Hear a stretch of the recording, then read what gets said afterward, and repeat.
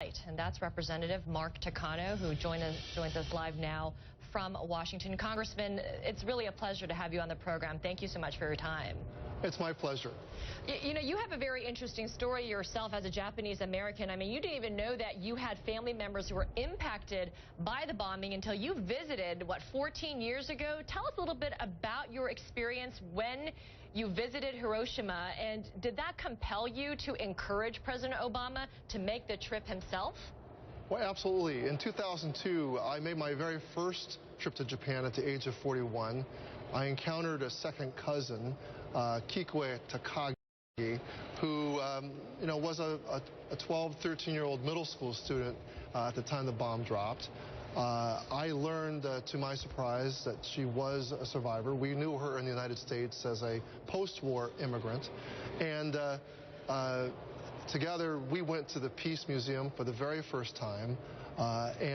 She had, most of her classmates perished that day, but she stayed at home because her mother said that she was sick, and she lived on the rather outskirts of Hiroshima.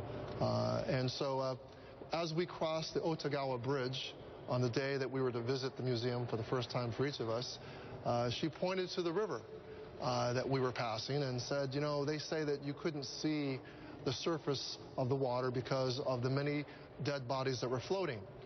And I thought to myself at that moment that every world leader who controls a nuclear arsenal should come to Hiroshima to understand and fully fathom the destructiveness of these weapons. And do you think to that very point that there is a lack of understanding, particularly among the strongmen of the world and leaders in general? I mean, how does going there, seeing the realities, impact somebody?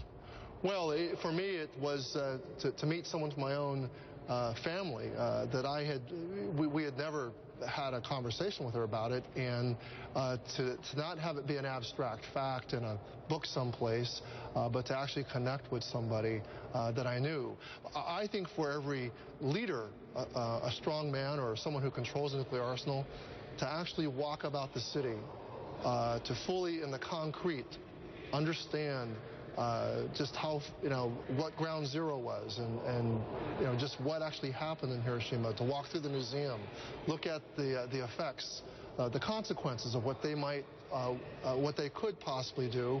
I think it ought to be a moral imperative that every leader of a nation that controls a nuclear arsenal come to Hiroshima and follow President Obama's brave example. Yeah, it's one thing to understand history, but to physically be there and to talk to people and to understand the consequences that still linger today is obviously crucial to experience. But when you talk to your family back in Japan, and as President Obama gets ready to visit Hiroshima and make history, how important is that visit for your family?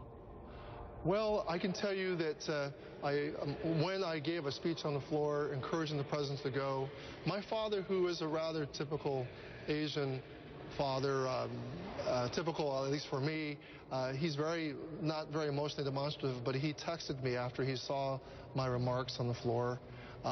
And he said, "I'm proud of you, son. You've done something that is very important for our family and is very important for the people of Japan and the Japanese people." I spoke to my cousin Kikue, and she told me that the Japanese people are just so excited that the president has come. It's very meaningful to them.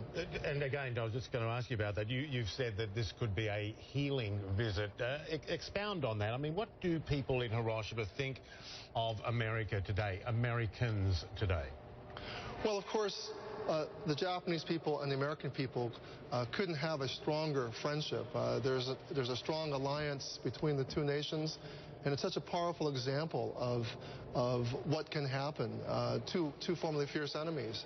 What it means to the Japanese people in terms of healing is that I think they're hoping that the president is going to focus attention on Hiroshima, focus attention on what happened, but really toward a hopeful future of peace and stability, and the hope and the hard work that needs to be done to make sure that a nuclear weapon is never, ever used again. And I have have to ask you this, especially with the headlines today and the politics in the U.S. We have a presumptive Republican presidential nominee who's called for Japan and South Korea to have nuclear weapons, who's called for a ban on Muslims and have, insulted some ethnic and racial groups in the United States. As someone whose family's experienced the horrors of a nuclear weapon, your family was also, I think your parents and your grandparents spent time in Japanese internment camps, so they were victims, of course, of scapegoating and racism as well. So coming from that background and then hearing this rhetoric today in America, how does that make you feel as an American citizen? Well, I'm in disbelief that we have to reteach the lesson of what it means to scapegoat people. My own family suffered the loss of property, extensive property, because of what happened, for no other reason that they looked like the enemy.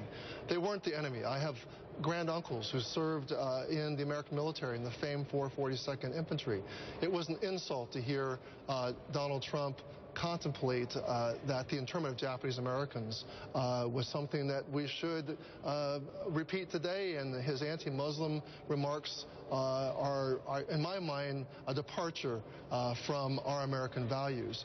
And his nonchalant comments about arming Japan and South Korea with nuclear weapons, potentially fomenting a nuclear arms race in Asia, this really shows me that he's nonchalant, cavalier about his foreign policy. I don't think such a person has any business being taken seriously as a candidate for the presidency of the United States. Strong comments, yeah. Congressman, thanks so much. Mark Takano, thank you. Very, very strong comments, and appreciate you coming on the program. Thank you for your time. My pleasure. Thank you for having me.